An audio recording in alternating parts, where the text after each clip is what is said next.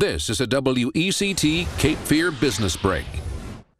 I'm Jessica Kirk, and I'm here with Gary from Port City Silver. Good morning, Gary. Hi, Jess. Gary, let's talk about the different piles you have in front of us today. I want to look at this little teeny tiny one over here, though, especially this little thing that's kind of not like the others. Right, exactly. Sesame Street. One of these things is not like the other. This is a little bit of gold. I just brought in this pile. It's nothing spectacular. I brought it in just to show you. That little piece, it's like 3 little mismatched earrings, 2 hoop earrings, and a little back of a pendant. Right, I mean, it's tiny. Yeah, $250 in scrap gold. Wow, just for a couple earrings and a pendant. Exactly. There is not a woman in America that does not have that little pile in her jewelry box that she could get rid of. No, I think I still do. Exactly. So then the other piece, this is a nice piece that actually came in. It's white gold. A lot of times people don't realize that, but that's the exact same gold content, exact same value as yellow gold.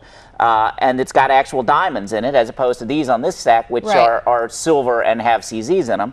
That one, only 10 karat, probably $60 or $70 in gold scrap, but they actually got considerably more in that because it's chock full of diamonds. Okay, but I mean, you can't discount the white gold, even though it doesn't look like the yellow gold. No, it's exactly the same thing. Exactly the same. But let's talk about this little pile of bling here. I mean, it looks like it should be worth a whole lot of money. Well, you pull those out because on your fingers you like the big shiny. I like things that sparkle. Yeah. Those actually, I think, came off of QVC. They are sterling silver rings with CZs in them. They were designed to make people look like the Rockefellers.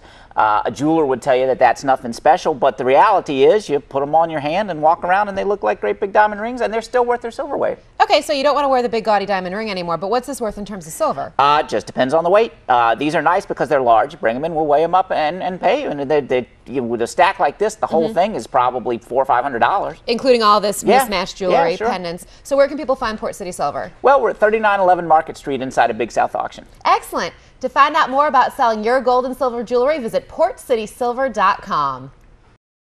This has been a WECT Business Break.